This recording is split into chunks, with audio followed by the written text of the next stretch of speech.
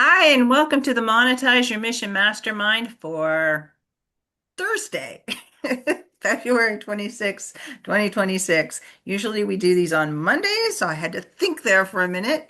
And once I get the Thursday thing down, I'm sure we'll change back to Mondays. But for this month, we're doing them on Thursdays. So today we're going to be focusing on using Substack as our hub for creating content and then how to distribute it going out to the different platforms that, we all have to be part of all these different spaces. We're also going to talk about um,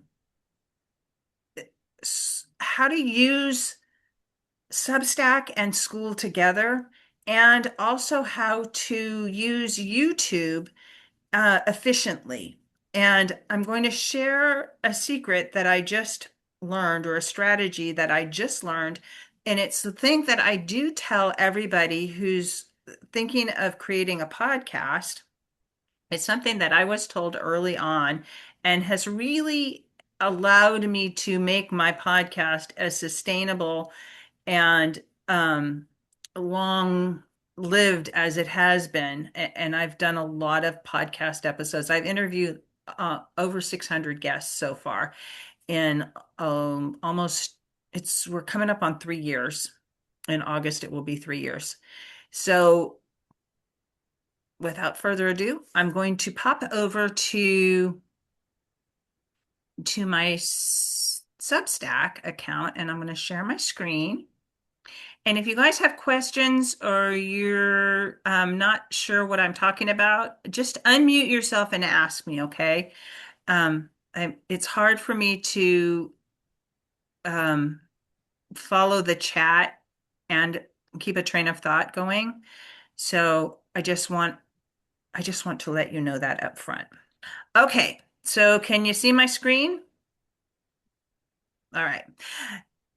So when we create, am I still sharing the screen? Okay.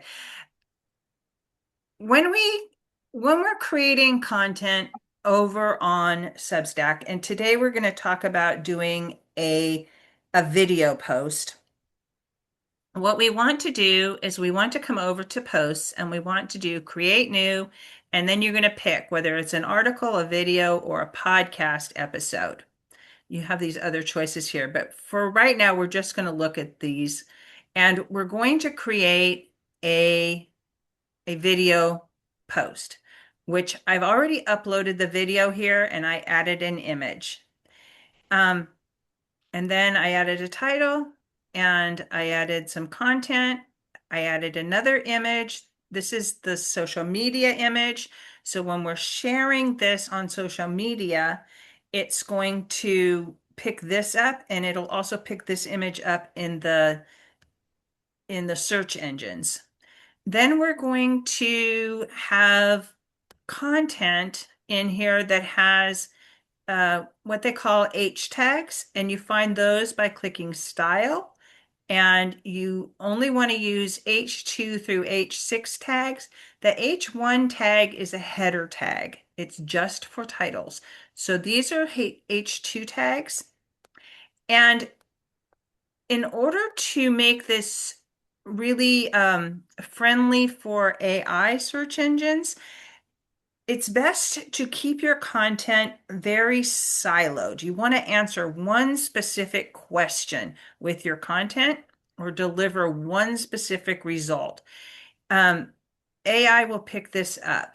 And so I'm going to and I also like to create a Pinterest pin to go with this, because it gives people one more space that they can share this content out to. And I like to make the title an H3 title, because now it's going to pick up Pinterest marketing board as a piece of the overall SEO of what this piece is about. And then I'm going to do something to make this work properly. And that is, I'm going to go down here to settings, the bottom right-hand corner, and we're going to make sure it's set to everybody for the audience. And we're going to pick where it belongs. And this belongs in my section called Amplify and Monetize on Substack.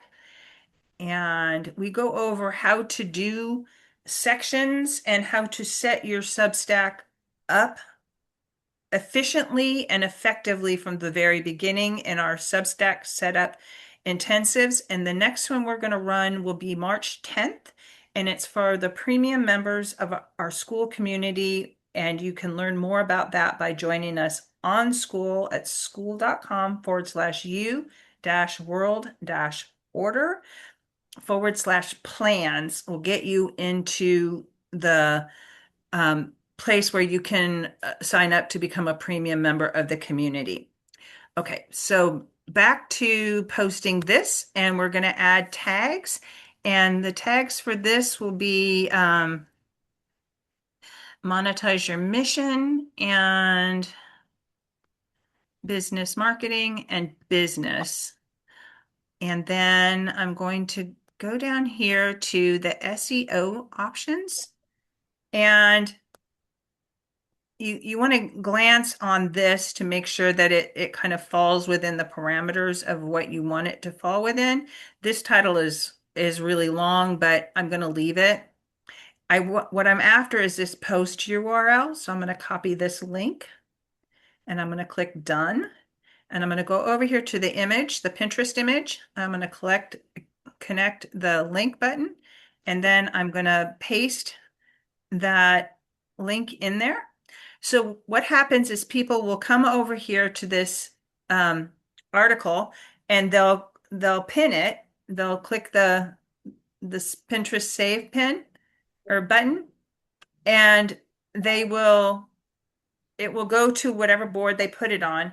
But when anybody sees that pin over on their account, it'll bring them back to this article. Does that make sense? That address where it is. Okay. It's more likely to get where it is.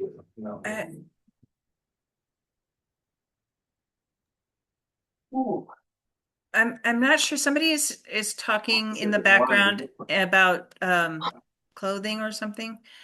You might want to mute. Okay.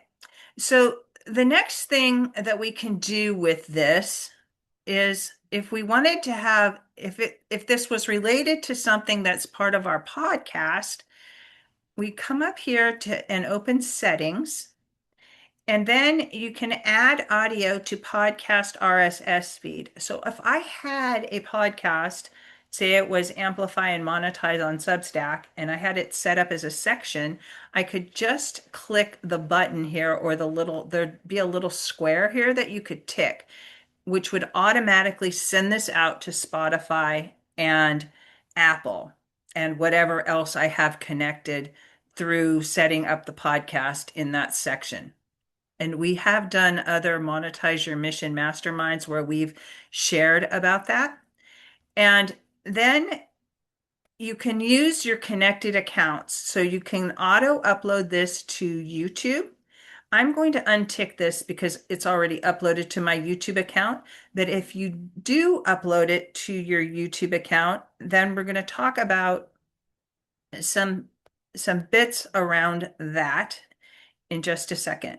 You can also change your show notes over here, which will change your podcast show notes, and it will also change your YouTube channel notes. Okay, so we found that by going over here to the settings button on the video. And I added this image by hitting edit thumbnail. All right, so I'm going to go over to this other browser. Do you see my YouTube on the screen, or did that go away? Annie?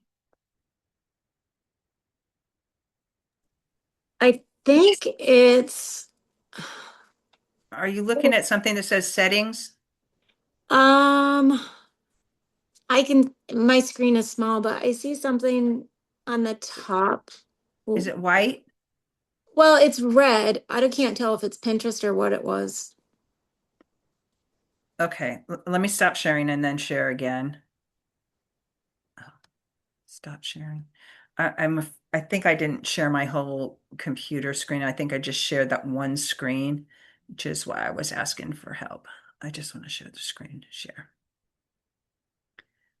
Okay, now you should be able to see it.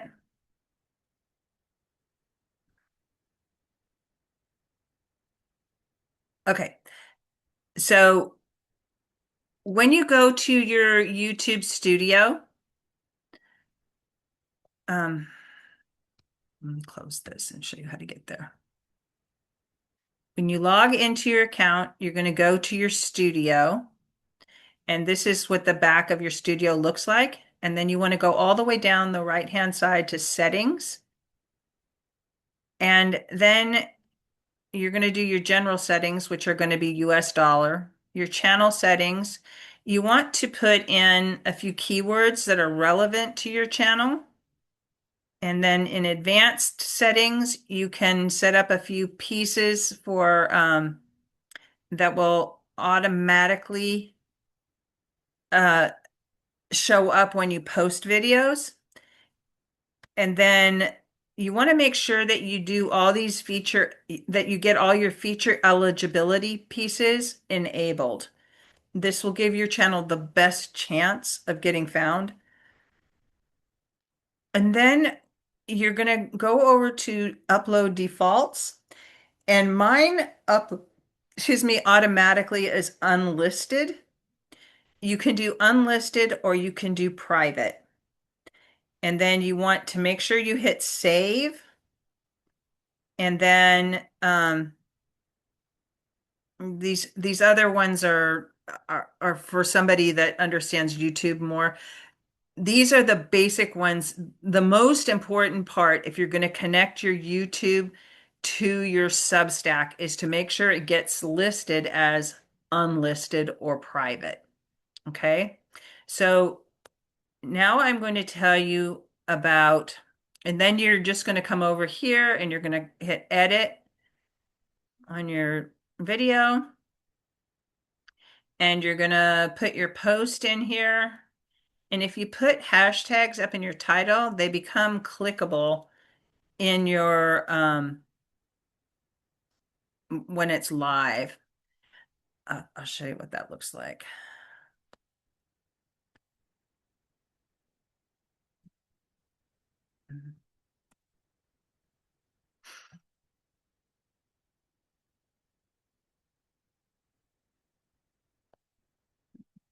Get it going. All right. Come on. Screen's a little slow today. See how these these are clickable? Hold on. These are clickable. Okay. See how my cursor turns to a little finger? Um, and then you want to put your link in one of these top lines here. Okay. So now I'm going to tell you about the YouTube thing that I just discovered.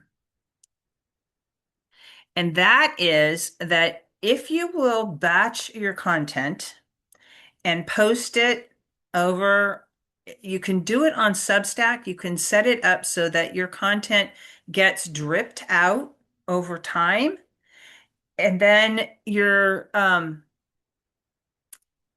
so you can do like 15 videos and drip them out every other day, especially on a new channel or a channel you're trying to revive. It will give the algorithm enough information to categorize you and to find an audience for you much quicker. It also will help you on Substack get established as an authority in a space. And if you keep your videos what they call siloed, make make three, maybe four buckets that all of your content fits into. And then there's two ways on YouTube, and this is very simplistic, of getting found. One is through browse and the other's through SEO, the search.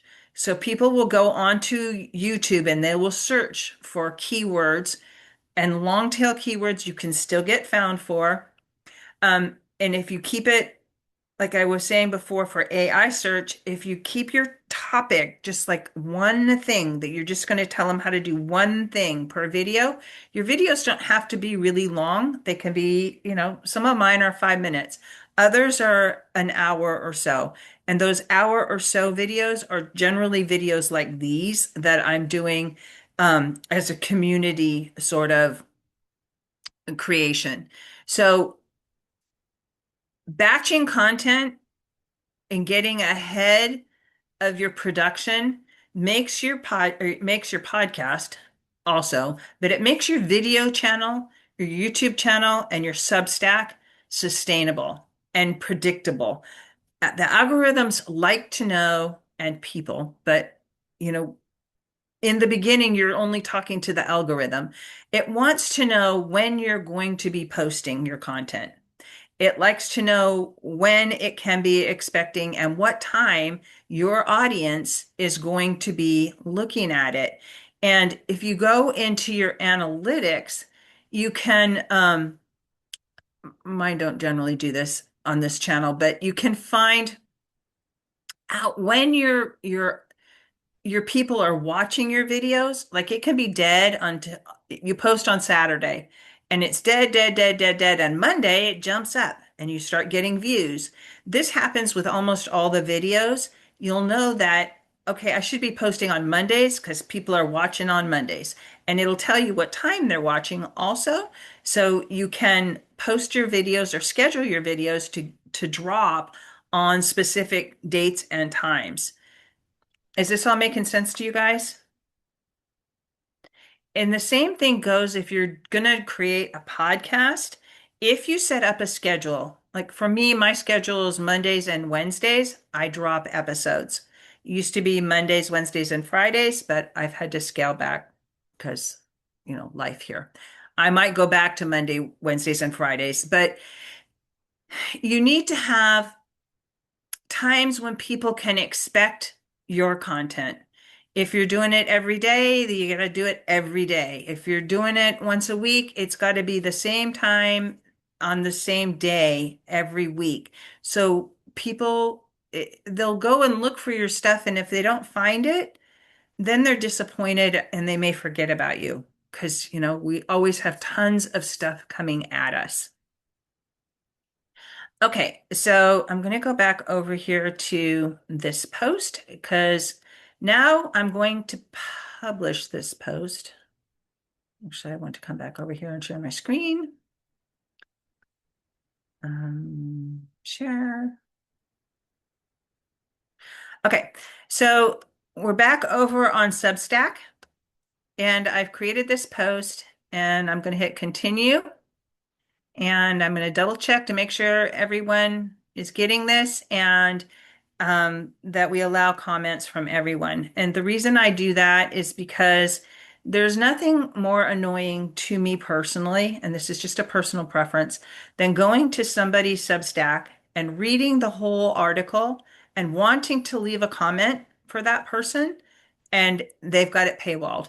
It automatically goes to paid subscribers only, so you have to pay attention to this little toggle button here. All right, so we're not automatically uploading this one to YouTube, but if I wanted to, I could.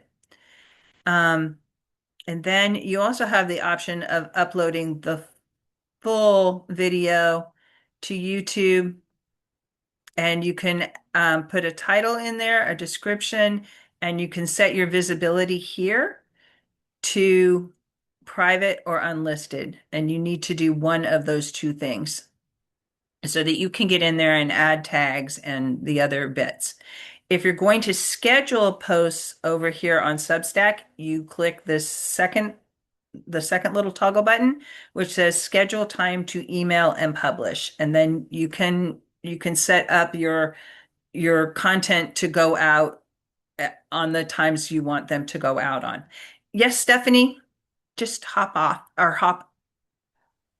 Quick question Mhm. on the comment that you made about being certain, and that still frustrates me from time to time, by the way, about how I can't comment to someone's post without being directed right away to the paywall. So where was that on there again? It when you click the continue button in the post, here I'm just going to do this. You click on the right hand corner, there's a Yeah. continue button because we already did the settings. So now we're to continue. And then it's the first question is everyone or paid subscribers only. And this is where you do your paywalling. If you just wanted to do paid subscribers only, then you can send a free preview or you can add a paywall break. Okay. Okay. But we want this to go to everybody. And if you're Okay. new to Substack, it's really important that you put a significant amount of content up before you start telling people, no, you have to pay to follow me because they don't know who you are. And this is a whole new audience over here. And even people who are bestsellers, they paywall very little, really. I yesterday when I was on your school, Mhm, there were a couple of people on the threads or whatever you want to call them that had linked to their school accounts, oh, sorry, to their Substack account. So I went there to see mhm, what, their account and commented that I had subscribed to them back on your school. But then one of those led me to someone else that was really interesting to do with content creation, and she's apparently quite successful at it. So I subscribed to her, and I always see things from a rear end engineering point of view. I'm not sure why, but that's just my gift, I guess you'd say. And what was interesting was that this woman, as soon as I subscribed, I guess within a brief period of time, it probably was within an hour, had replied back to thank me for following her and had sent me some additional information, which I haven't dove into, but I thought right away, now that's a person who's on the ball because she has a very beautifully fleshed out program levels of tiers in her Substack, and I just signed up obviously for the free because I don't know her content that well yet. But mhm. because she followed up with me, it struck a little, tone in my heart that this is someone who cares about her subscribers and wants to make sure she really does nurture that community with people. And I thought that was really significant that it had that effect on me. So I thought to myself right away, that is something I want to do. Substack does that automatically for you. So do they? That's fantastic because I didn't get anything from the other two, but that I subscribed to, only her. Well, you probably did in your emails, Okay. but it was probably not personalized. Another reason to become a premium member and to go through the Substack setup intensive, because I show you where you can tailor your emails to deliver value and to deliver the things that you promise people and how they can interact with you more. And you can send them gifts, you can send them to content you've got created, you can send them to your community on Skool.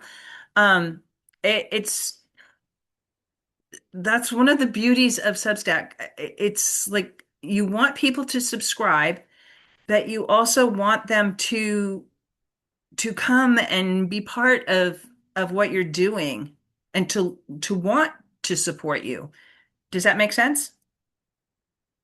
Yes, absolutely. What I found kind of interesting, and I guess I just haven't seen enough of it yet, is she doesn't have a school program, Mhm, but you do, for mhm. example. And I know that Des, if he doesn't have one yet, he'll have both.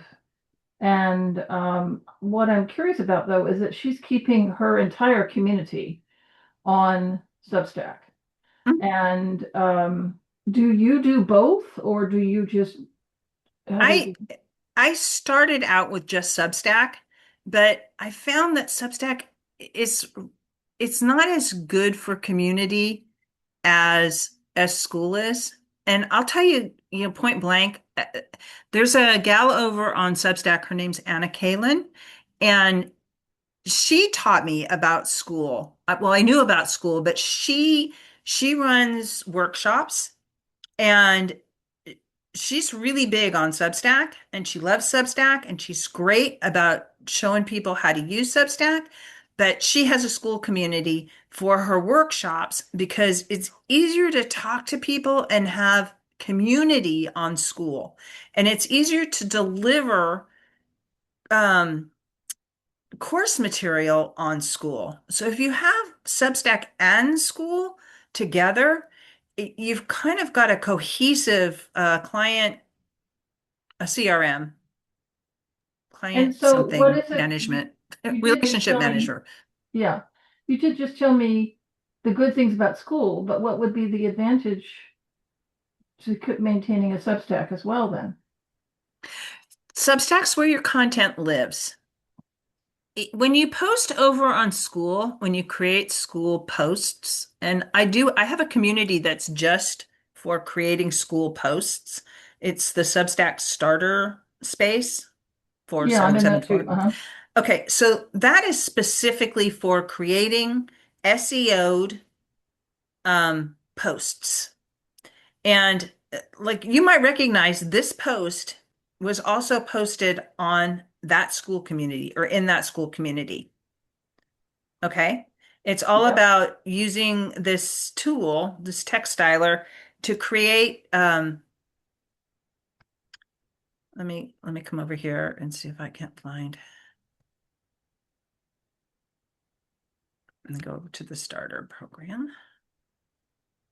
It's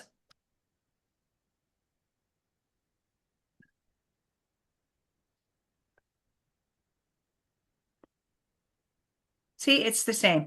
Over on Skool, you can't create bold unless you use a text styler. And this is a Unicode styled text, which means it doesn't have any code behind it, like an H tag or for HTML or Markdown coding. So it doesn't tell the search engines that this is bold, but it does make it a lot more readable. So you see how it stands out when Yes, somebody's trying to scan through it? So you can make yes, longer pieces over here, but when you're when you're doing this in a regular community, it gets lost because everybody's is adding stuff and you can only have three things pinned to the top. And so you want a space where you can not only post stuff that you're going to post in Skool, but also have a space that will make you clips. Um, let me share it with you in just a second. I'm gonna publish this, and then I'm gonna show you why you want to have Substack, excuse me, in addition to Skool, or just have Substack by itself. If you're just starting out, Substack by itself is totally fine. Of the two, this is going to be the space where you're going to get more bang for your buck. When you get ready to start delivering your content and you want a home for it, then I suggest doing the hobby program on Skool. And when you start getting a lot of people subscribing, bump it up to the pro plan. It's an easy way to step up without going broke in the process. So once your post is live, you're going to get the share page. And you can find this um, by going to the post itself. Let me reload this.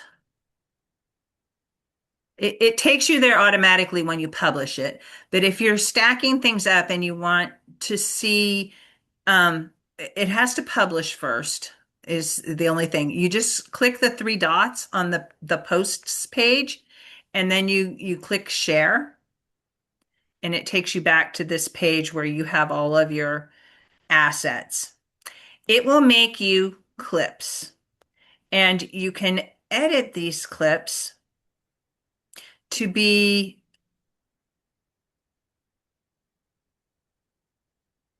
hold on. I'm hearing myself. Okay, here we go. So it was the image. You can do vertical fill, you can do vertical fit, and you can do landscape. And because we are sharing the screen um, on Zoom, it's not shifting over for me right now, Got but it. it will. And then you can download them if you want to. If you're connected to YouTube and LinkedIn, LinkedIn is the other place that you can connect your account. It will automatically post your shorts or your clips to those spaces. Along with editing these, you can, hold on.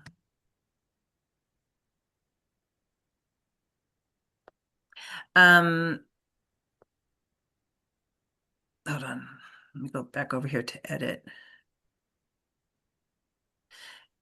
I'm editing again. So if I open the settings and go to clips, I can edit the clips over here. No, this is not. You can trim them, and trimming means you can make them wherever you want in the conversation. Like say I just wanted it to be this part, it will change it to just that part will be the short. Um,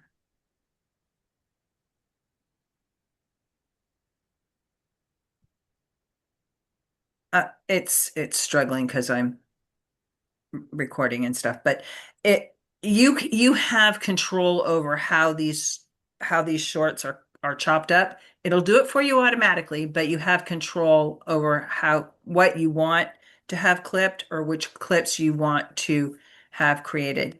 Yeah, Janelle. Okay. So is this in paid Substack or free Substack? All of Substack is free. Ah, okay. That's all right. It's just people I got confused because you were talking I think it was the school you were talking about, the premium, yeah? Um, Before. yeah, you need to join Okay. my premium community in order to get the Substack starter intensive, which will help Right, you okay. get set up on Substack, um, monetized and sustainable from the get-go instead of trying to piecemeal how to do all these things. It's like Right, okay. we'll get together and you'll be driving, so bring your computer. Okay, no worries. All right, tight. Okay, so the other piece to this is that you get these images here. So you can use these shorts, these clips on Facebook and Instagram as reels because you just get the vertical version. You can also share these images, and they make quite a few images for you, different types, on all the spaces. And you can see how many of them there are. I mean, there's a lot.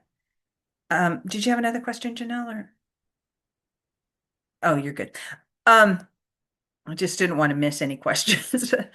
So there's a lot of these images that you can just download and then you can share in different spaces. And you can automatically share on these on Instagram, Facebook, Twitter, and LinkedIn, and YouTube and Spotify and Apple and the other uh, podcast communities.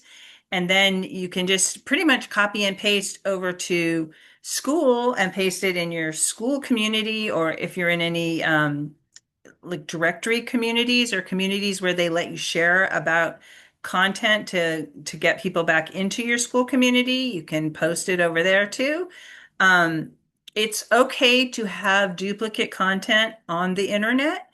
You don't get penalized for that. What you get penalized for doing is having the same content on the same space duplicated over and over again. Because way back in the day, people used to like spam their websites with the same piece of information.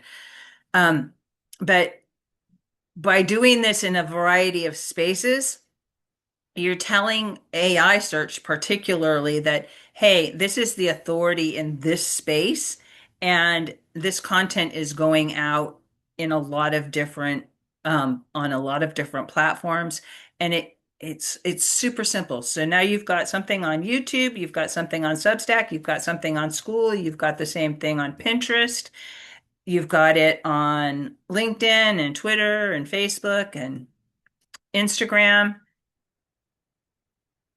And all you had to do is create one piece of content. It's done all of the work for you. And again, Substack is free. Doesn't cost anything to set up a Substack account. There's two parts. There's the notes, and you can share it as a note. It automatically gets shared as a note on your Substack on the profile side. So I just published this. So you will see over here.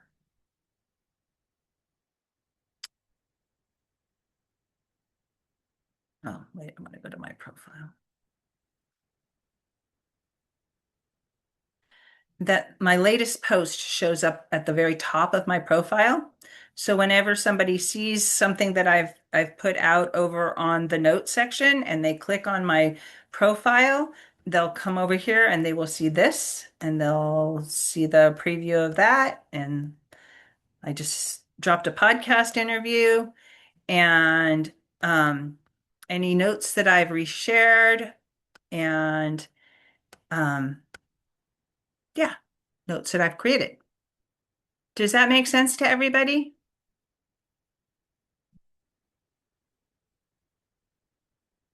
I got another question. Mhm. Not to do with Substack. Do you do your own graphics? I love your cartoon graphics. They're beautiful. Are you using AI for them, or you got a different? I use AI, but they started off on Canva. I Ah, okay. developed a theme that I like, and Right. then I can just upload those images and tell AI And to make me adjust it. similar Okay. ones. Yeah, they're That's great. what I do. Okay. Yeah. Really attract attention. Perfect. Yeah. So are we the only ones on here right now? I Does anyone else have other questions? We have 9 participants. I think everybody else is not.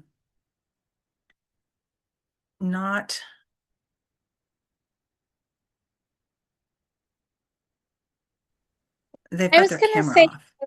I Okay. I was gonna say we don't have to go into Canva and change the sizes for everything because that's what I've been doing. No. Okay. You do with you mean off of Substack? When Substack? Yeah. Whenever I make graphics, I usually go and do all different sizes for Pinterest and this and that. And so, Pinterest likes certain sizes, so if you're creating a Pinterest image over there, they want a 2 to 3 perspective, which is 1,000 by 1,500 is their standard size. But I find that it works perfectly fine if I'm just using like the AI image, Pinterest image. I tell Pinterest okay. or Chat GPT to create a Pinterest image, and it it it shows up good. Okay. That's good to know. Stephanie, you have a question?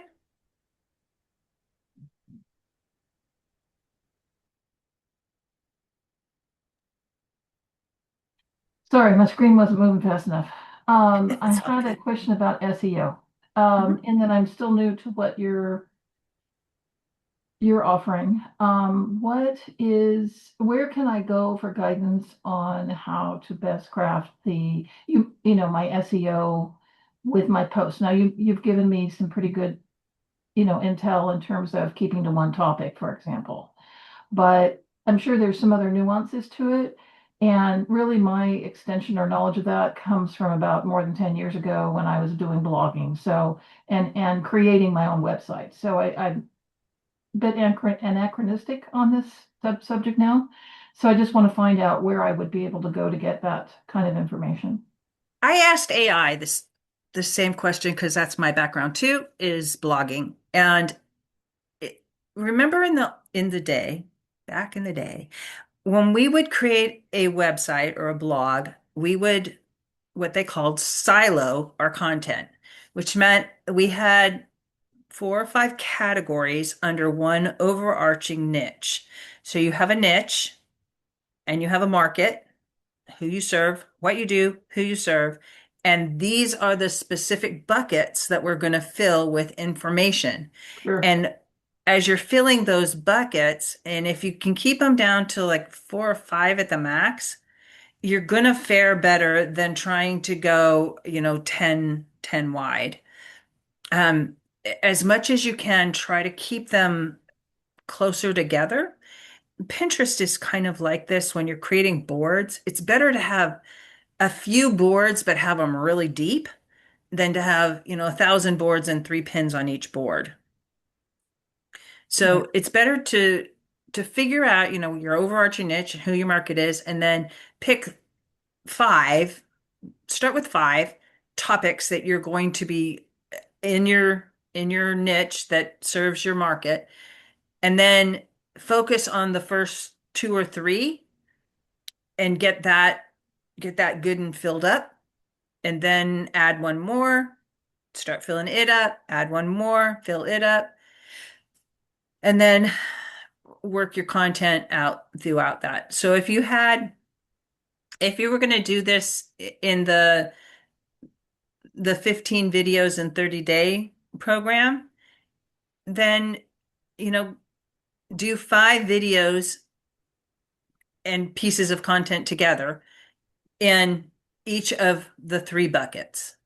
And, you know, week 1, I would do it every other day. So day 1, you're doing um, bucket number 1, day 2, bucket number 2, day 3, bucket number 3, or posting 3, bucket number 3, then back to 1, 2, and 3. Does that make sense? Yeah. And so you're not saying that, okay, I see what you're saying. You're not just saying one, one, one, one, one, then two, two, two, two. You're saying, rotate between the 3. Then if Mhm. you expand to 5, Mhm. keep that rotation going Yep, I would keep the rotation versus, going until you get like 5 in category 3, and then add category 5, and then you're and just how going through long, all 5 of them. okay, you just referred to the 15 videos in 30 days thing. Is that within one of your programs or in Dessa's or? Des talked about it. He and I forget. I think his name might He be. was talking about making, from what I'm gathering is that he says that, if you're constant with one video a week for 30 days, you are going to be way ahead of everybody else trying to do, this big push that's unsustainable. Um, That is true, but but he changed. yeah, And for 2026, the best way to do it, and really this does work in anything that you're doing, is to batch your content. Make 15 videos, and so that you've got the content already done. Like spend a weekend, make 15 short videos, like 5, 10 minutes in each of your 3 buckets, and then get them all scheduled up so that they can go out on time. And you don't have to put them all up at that particular moment, but you need to put at least, I'd say, a week or two's worth. So you're always working ahead. Like right now, I can take a lot of time off to be with my dad because I have 30, 40 episodes of my podcast in the can. All it is they're just going to keep dropping on Monday and Wednesday until June. So when I go back to recording again, I'll just like start right back in, and those I'll record in April will post in July. Does that make sense to Okay, you? it does. It's a little harder to translate to what I'm doing though, because my approach is not the 10 to 15 minute videos, but it's the 45 to 50-minute video, and then it's a two-part series. So you have the deep dive, and then you've got something that goes about 20 to 30 minutes at the most, maybe 20. That's a follow-up to the first one. And that's just kind of the way it came to me and the way it felt good, and in terms of the topic that I'm addressing. And rather than hop back and forth and say, okay, this doesn't feel good because somebody else says it doesn't, I just decided to stick with what feels good to me. Otherwise, I spend my life second guessing everything. You And can totally do what you're doing. And the other piece of this puzzle is it's totally fine to take parts of your, I would post your big video content. Like I could post this video content and I could also take pieces out of it and put other content on the front and the back. And it's its own separate video. right. It's smaller. It still fits in that silo category. And then I can refer back if you want more information, go watch this other video. Yeah, it seemed to me that it came really naturally to me to do it that way. And then um, there was such a big push this year away from what do they call that? Anyway, the way content's been made, and the powers that be like Meta, for example, Mhm. want to keep people on their platform. And if you naturally set things up as a series, people will come back to your page, which is what you want them to do on YouTube too, and what you want them to do on Substack. So if they're going to see a continuance, and it goes along with what you're saying about releasing things at a certain time Mhm. on the regular, then you're actually, I hate to use this expression, but you're training people to Yeah. come back and to check for your work and what you're offering on that kind of a basis. And it's really up to you as a sovereign person to decide what that pattern will be. Mhm. So there's lots of different ways to go about it. As your way is one way, and then Des's is another. But it seems to me that you have to choose one that you're going to be comfortable and really happy fulfilling, Mhm. as opposed to feeling like you're a circle fitting into the square. Absolutely. And I'm sharing this information because it was interesting and new to me, and I am going to work on implementing it. I don't implement it right now, and honestly, I need to do something with my YouTube channel because it's I've I'm not great at YouTube. I know where all the pieces are, but I'm just not great at it. And the idea, I know with podcasts that if you're consistent and if people know when to expect your content, um, you can get much better results and it's much more sustainable if you will batch and you will get ahead of your production. It allows you to be able to disappear for periods of time, go on vacation, get sick, do whatever, and not feel the pressure of, oh no, I have to create something because I have to stay on this schedule. That's the only reason I say, batch your content, get ahead, and then it becomes, every week you do XYZ and it's not real stressful. But it is real stressful if you say I'm going to drop on Mondays and Wednesdays and you're scrambling on Sunday night trying to find your guest and get them interviewed and get all the content up and get it ready to post. Right. And I think those of us who are in mid-age or later, who have had things like you have with your father, and I have had previously with my mother-in-law, for example, Mhm. um, or when you have grandkids come visit or whatever, or quite frankly, in earlier iterations, the toughest thing for me was having to work through vacations. was having Mhm. to get up before everybody else and start working. And then everybody's day had to revolve on around my schedule. So this concept of batching, is a complete delight to me. Plus, Yeah. depending on how your own energy works, Mhm. if I get excited about something that I'm creating, a YouTube I'm creating, and I do my two-part series about that person, then Mhm. it makes me want to keep going, right? Mhm. I mean, like it's a natural energy. And then I just have to feel in my own body, okay, I need a break now. So after I've done three of them or four of them, I take a break and then go to the others. But like you don't have to work until you're burnt out, is what I'm saying. But at the same time, you're right, it gives you a lot of freedom. And even if you still have a school program, it's not that hard to pop in and out of a school program and even pre-batch the content to go for that if you Mhm. really were on a vacation. Uh, yeah, and Yeah.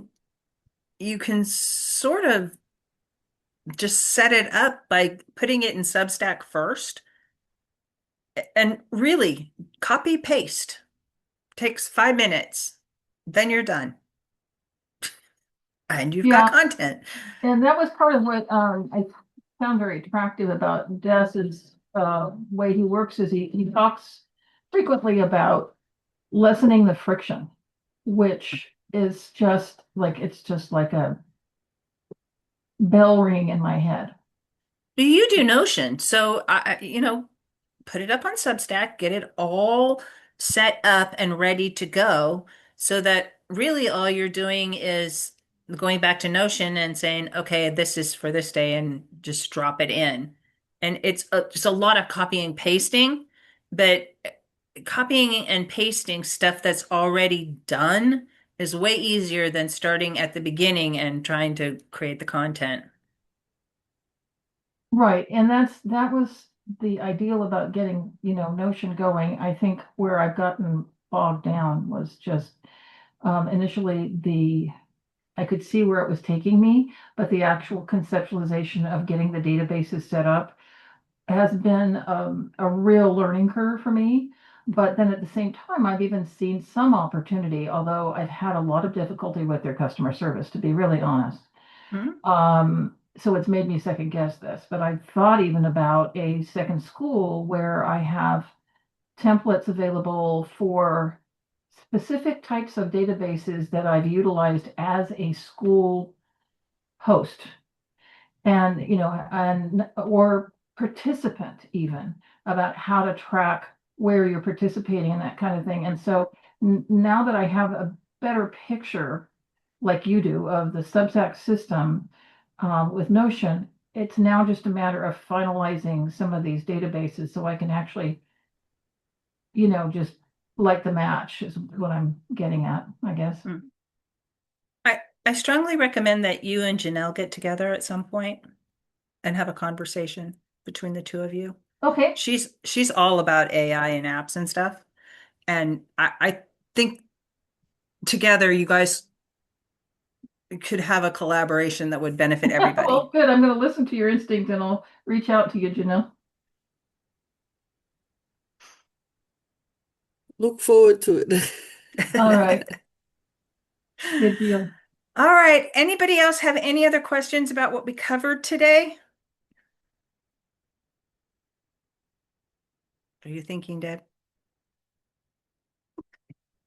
I see your eyeballs rolling back in your head going, Yeah, goodness. no, I mean, at this point, I need to do some action before I need to know what I don't know, and I just don't think I know anything, but like, I probably know more than I think I do at this point. You knew quite a bit. And sometimes when you just get in action, messy action, you're like, oh, I need this piece over here. Exactly. I mean, I can imagine how everything stacks together, and but the footwork. I'm in the footwork place, Okay, so. march forward. It's true. Well, it's not quite March forward or March 4th.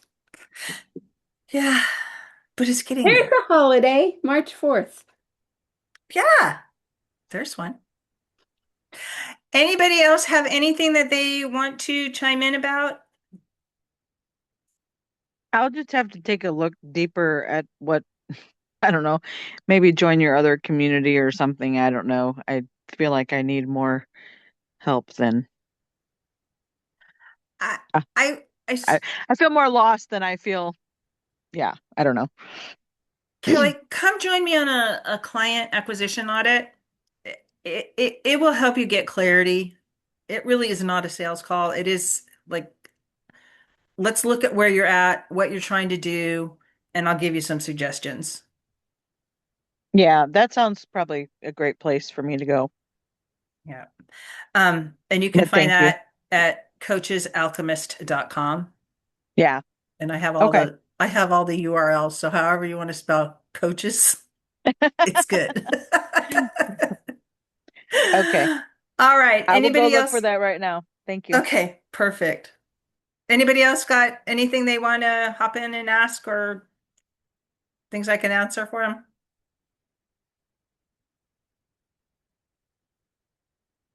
Okay. We'll see you next Thursday. Thank you guys so much for joining me, and we'll get this replay up as soon as possible. Take Thank care. you. Have a great weekend.